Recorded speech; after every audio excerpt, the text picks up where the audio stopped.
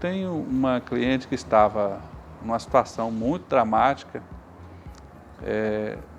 Na verdade, a situação dela é desesperadora. Quando a gente foi ver a alavancagem 1.8, ela está trabalhando hoje com a alavancagem de 16 e está resgatando a vida dela. Olha, se você quiser ser pobre, faça alavancagem baixa. Quer ser rico, comece a pensar em alavancagem alta e aí você vai tentar entender uma coisa que a gente trabalha muito, que é a chamada teoria da prosperidade. E se você começar a tentar entender a teoria da prosperidade, a sua vida vai começar a melhorar. E aí você tem que começar a ver alguns livros como MC Demarco, né, com a Via Expressa dos Milionários. Livros que realmente transformam, você vai começar a perceber que nós, de uma certa forma, estamos programados para fracassar. E estamos programados para fracassar não é porque nós não podemos vencer, é simplesmente porque você não consegue ver, mesmo com a coisa assim na sua cara, você não vê o que é que transforma a sua realidade. A sua mente não foi treinada para isso. E como você não foi treinado, você está caminhando, tem um buraco à sua frente e você cai nele. E se você está no buraco, você não está treinado para raciocinar como é que eu vou sair daquele buraco. Na realidade, eu acho que a gente realmente a sociedade vai nos moldando de um jeito e molda a nossa família a colocar certos pensamentos na nossa cabeça, aí a escola vai colocando outros pensamentos na nossa cabeça e os seus vizinhos e tá todo mundo mais ou menos dentro da mesma configuração. Eu acho que o empreendedorismo fala tanto do pensar fora da caixa, pensar diferente da maioria. Só que, no meu ponto de vista, isso é bastante complicado. Quando você não tem esse start, que, por exemplo, para você foram os livros, para outras pessoas podem ser palestras, vídeos que assistiram, ou pessoas que conheceram, que já tinham essa mentalidade fora. Mas começar a pensar fora da caixa, conta própria, eu acho que é a parte mais desafiadora. É verdade. É a parte mais... Porque quando você está pegando os conceitos de outras pessoas, tá tranquilo, você vai aprendendo, vai desenvolvendo, Agora, quando você chega no ponto de agora eu preciso desenvolver a minha própria teoria e principalmente o meu modo de ação, acho que é aí que é onde eu estou esbarrando na realidade, né? A maior parte da atividade da nossa vida está dentro de casa. Não sei se é de todo mundo, mas a maioria das vezes, dentro de casa mesmo, você já tem uma negatividade. Você fala, vou fazer isso, chega um pai, que seu pai que você não acerta, não.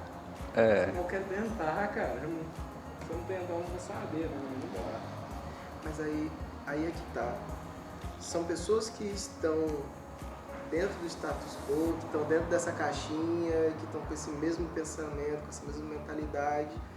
E aí, no final das contas, a pessoa quer te proteger. As pessoas que te amam, ela fala, não faz não, com medo de dar errado, de você se frustrar, de ter prejuízo, de dar tudo errado na vida. É verdade. Mas muitas vezes a pessoa quer te proteger. Mas às vezes essa proteção ela é tão grande que te protege de algo grandioso que está...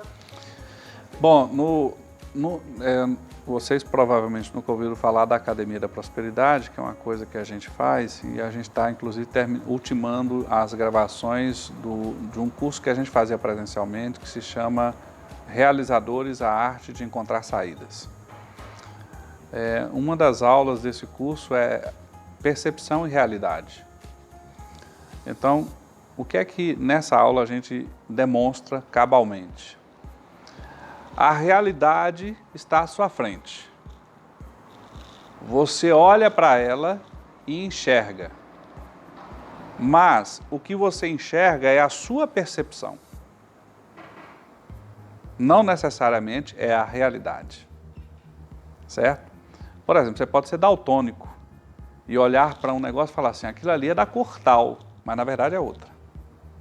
É a sua percepção. Mas para você, a realidade é o que você percebe. E você faz julgamentos de acordo com o que você percebe e não com o que é real. Quem é que acerta a sua vida? Acerta aquele que consegue enxergar o mais próximo possível à realidade. A vida é semelhante àquilo que está descrito no livro Safari de Estratégias. A experiência do elefante. Na experiência do elefante, nós contamos basicamente a seguinte situação. Um grupo de cegos foi até o zoológico e eles gostariam muito de saber como é que era um elefante, porque ouviam dizer que era assim e era assado. E o elefante era muito mansinho.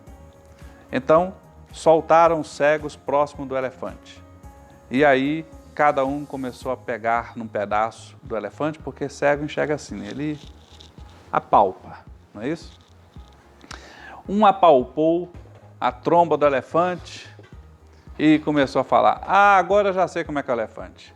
Rapaz, é semelhante a uma cobra com um buracão no meio, mas o buraco é todo peludo. E é uma cobra grossa, grande.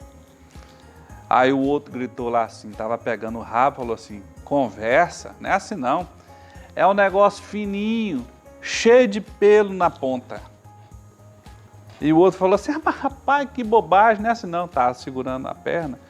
É um tronco, parece com uma árvore, com um cascão grande. E olha, é pesado, porque eu pego aqui, tento mexer, não consigo nem abraçar por inteiro. Eu pergunto para vocês, qual deles estava mentindo? Qual deles estava certo? Todos. Mas nenhum deles via a realidade. Só via a percepção. E esse fato de você só ver um pedaço vai fazer você errar muito na vida. O Dr. Bob Proctor escreveu um livro fantástico, aliás, escreveu vários, né? E um dos livros mais fantásticos dele, estava até falando hoje mais cedo para você, se chama Você Nasceu Rico. E é verdade. Todo mundo aqui nasceu programado para ser rico. Aí você vai dizer assim, mas será que todo mundo pode ser rico? Primeira vez que eu escuto isso. Será que todo mundo pode ser rico? Pode. Pode. Na verdade, há algumas apostas filosóficas e algumas apostas até científicas de que a riqueza é infinita. Agora você não sabe. Agora o que acontece? Você nasceu rico, programado para ser rico, mas acontece que você vai tendo interações com as situações ao seu redor. Por exemplo, as pessoas que te criam ou que te influenciam, aquelas que você ouve. A Universidade de Stanford fez uma pesquisa que demonstrou o seguinte, nós somos a média das 5 pessoas mais próximas de nós. Essas pessoas têm crenças, limitações, etc, etc, etc, positivas ou negativas e tal, e nós vamos ficar ouvindo essas pessoas e vamos nos espelhar nessas pessoas. E aí o que a gente vai começar? A gente vai começar a viver igual a elas. Né? Eu digo uma coisa para vocês. Você fala assim, gosto da música tal. Fala assim, antes de ouvir a música, eu quero ouvir a história da pessoa. De onde ela saiu, o que ela construiu, o que ela viveu. Se eu não gostar da história dela, eu não quero ouvir a música dela. Mas é bonita. Não quero ouvir. Não quero saber. Essa pessoa vai me influenciar. Vou ficar fã dela. Vou ler um livro. Antes de ler o livro, eu procuro saber o quão bem sucedida aquela pessoa foi naquilo que ela está dizendo para mim. Ela não é um sucesso. Então, não quero saber. Né? Então, o que acontece? Quando você nasce, você começa a receber, digamos assim, uma série de inputs, ou seja, uma série de coisas que são jogadas, energias, informações, etc., a você nos seus 5 sentidos. E você vai aprendendo aquilo ali. Até que um belo dia você acha, por repetição, que aquilo ali é o que é o certo. Aquilo ali é que é o bom. E acha que as outras coisas que não são aquilo ali são erradas. Mas aquelas outras coisas dão certo em determinadas situações que você não fica habilitado. Então, embora você seja uma caixinha aberta a qualquer coisa boa, você também é uma caixinha aberta a qualquer coisa ruim. E você sabe qual é a palavra mais dita no mundo? A AT&T, a Telefônica Americana, fez uma pesquisa com autorização judicial, gravou durante um bom tempo todas as ligações e decodificou as palavras e fez um estudo estatístico. A palavra mais dita no mundo é a palavra eu. E bem próximo da palavra eu é a palavra não. Ou seja, as pessoas ficam falando delas. E quando fogem delas, elas dizem para você, não. Elas dizem, você não pode, você não é capaz, você não vai conseguir, não dará certo. Basicamente é assim. E aquilo que se repete, na cultura mineira tem uma frase que a gente diz muito, né?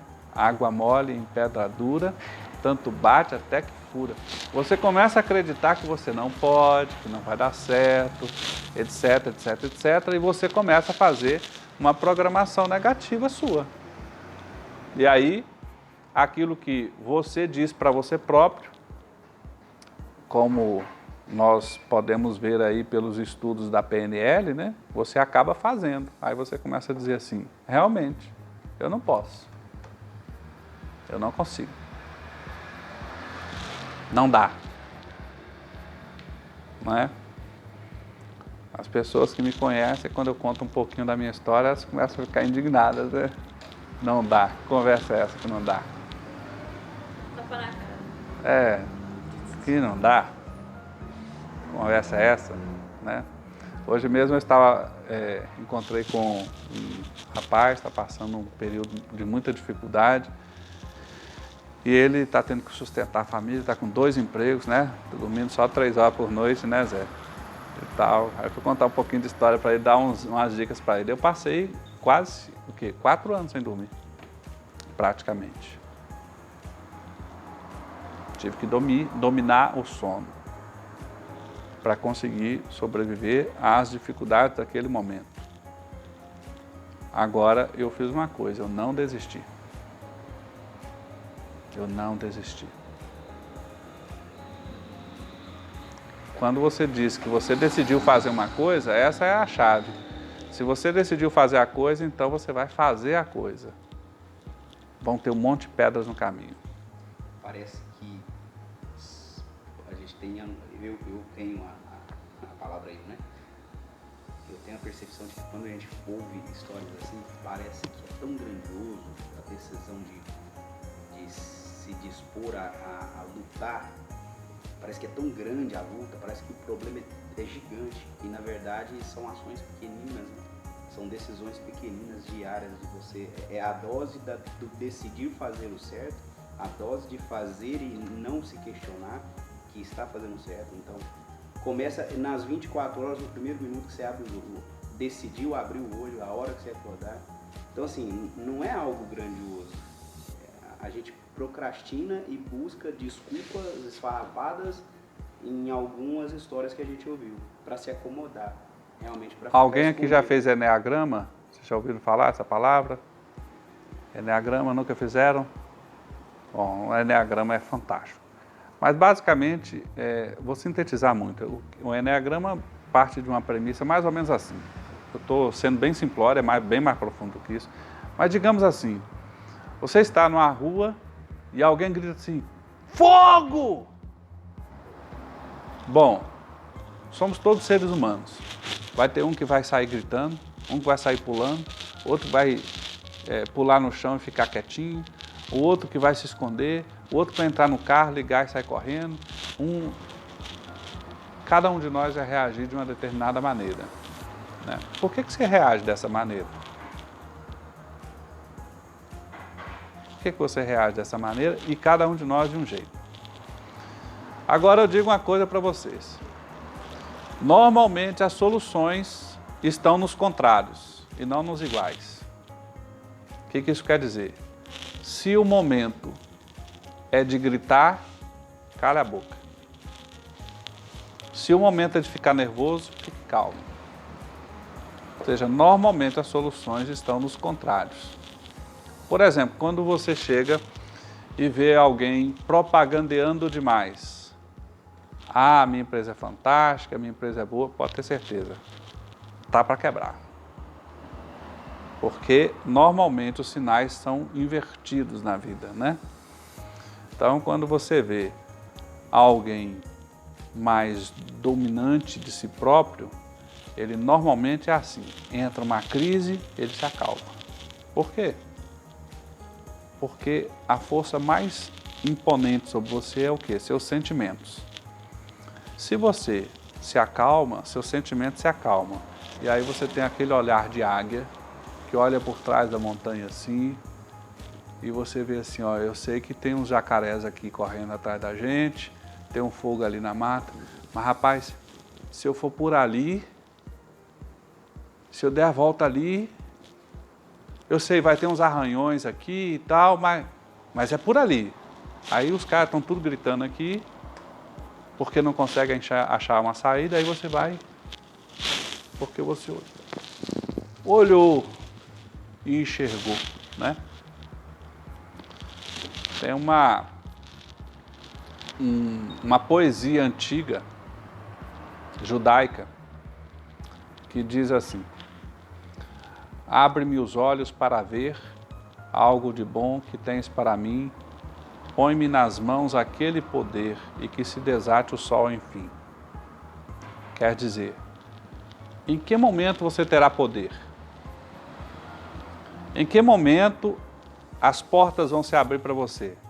Depois que você abrir os olhos. Então, qual é o problema central, de uma maneira geral, das pessoas? Os olhos estão vendados. Você não está vendo, você não está enxergando nem os perigos e nem as possibilidades vantajosas. E aí eu vou concluir fazendo uma observação que é muito pessoal, vocês podem discordar, mas é uma opinião pessoal, certo? Posso até estar equivocado. Mas, na minha opinião, a maior parte das pessoas são como escravos. Vivem como tal. E por que é assim? Porque elas não se percebem escravas, mas são. Elas estão todos os dias caindo nas armadilhas da escravidão. Por exemplo, a escravidão financeira, a escravidão profissional, a escravidão dos relacionamentos que destroem a alma. Escravidões existem dos mais diferentes tipos, mas o pior de tudo é você estar numa escravidão que você não enxerga. Você é um escravo aceitativo das situações, por simples situação de olhos vendados.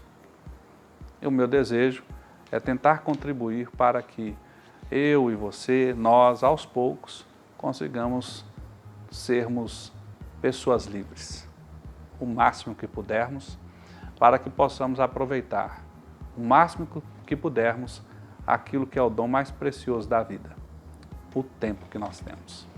Muito obrigado.